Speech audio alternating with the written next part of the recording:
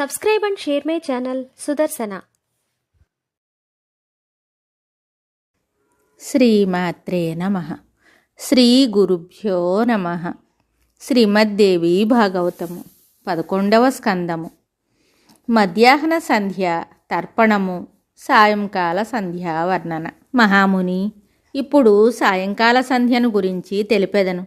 దానిని అనుష్ఠించినచో భగవతి మహామాయ ప్రసన్నురాలగును. సాయంకాలమునందు సాధకుడైన యోగి ఆచమనము ప్రాణాయామము చేసి శాంతచిత్తుడై పద్మాసనాసీనుడు కావలెను.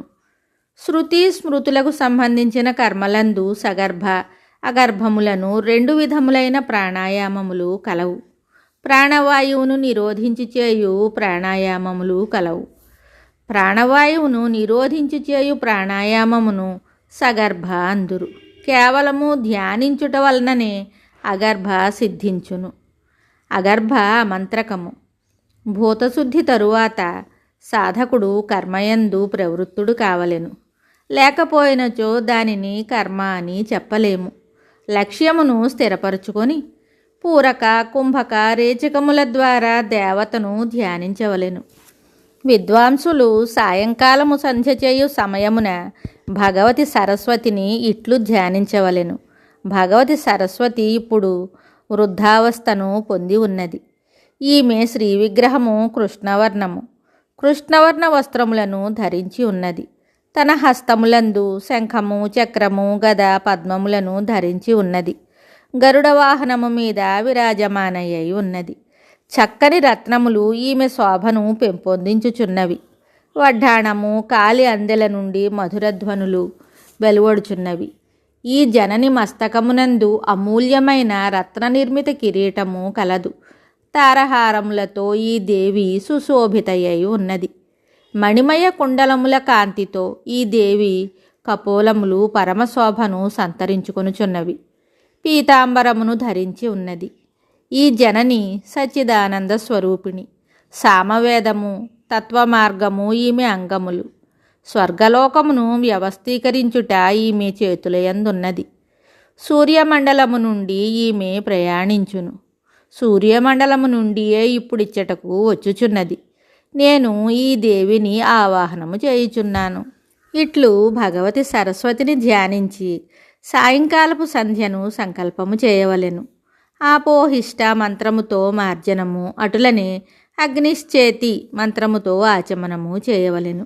మిగిలిన కర్మ ప్రాతకాల సంధ్యతో సమానముగా చెప్పబడినది. సాధకుడు శాంతచిత్తుడై భగవంతుడైన నారాయణుని ప్రసన్నను చేసుకొనుటకు గాయత్రి మంత్రమును పఠించి సూర్యునకు అర్ఘ్యమివ్వవలెను. 2 పాదములు సమానముగా నుండవలెను.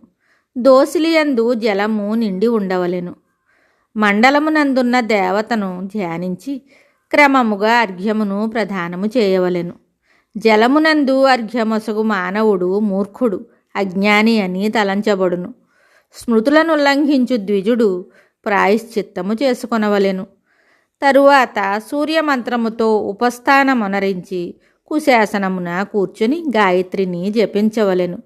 1000 సార్లు గాని 500 సార్లు గాని శ్రీదేవిని ధ్యానించుచు జపమొనరించవలెను. సాయంకాల సంధ్యాతర్పణమందు కూడా ప్రాతకాలము వలనే ఉపస్థానాది కార్యములు నిర్వహించవలెను. మొదట వినియోగము ఇట్లు చేయవలెను. దీనికి ఋషి వశిష్ఠుడు, దేవత విష్ణురూప సరస్వతి, ఛందస్సు సరస్వతి. సాయంకాల సంధ్యాతర్పణమందు దీనిని వినియోగించవలెను. స్వహ పురుష, సామవేద, మండల, హిరణ్యగర్భ, పరమాత్మ, సరస్వతి, వేదమాత, సాంకృతి, సంధ్య, విష్ణుస్వరూపిణి, వృద్ధ సరస్వతి, ఉషసి, నిమృజి, సర్వసిద్ధికరి, సర్వమంత్రాధీశ్వరి, భూర్భువః, స్వహా పురుషుడు. ఈ నామములు ఉచ్చరించి తర్పణములు ఇవ్వవలెను. ఇది సాయంకాలీన తర్పణము, శృతి సమ్మతము. నారద, సాయంకాలీన సంధ్యా విధానమును తెలిపితిని. మునీంద్ర, ఇది పాపనాశకము, సకల క్లేశములను దూరమొనరించున్నది. వ్యాధి నుండి ముక్తిని కలిగించుటయందు పరమకుశలిని. మోక్షమును ప్రసాదించు తల్లి. సకల సదాచారులలో సంధ్య తనకు ప్రముఖ స్థానమును సంపాదించినది. సంధ్యాప్రభావమున దేవి ప్రసన్నురాలై భక్తుల కోరికలు ఈడేర్చును. శుభం. Subscribe and share my channel Sudarsana.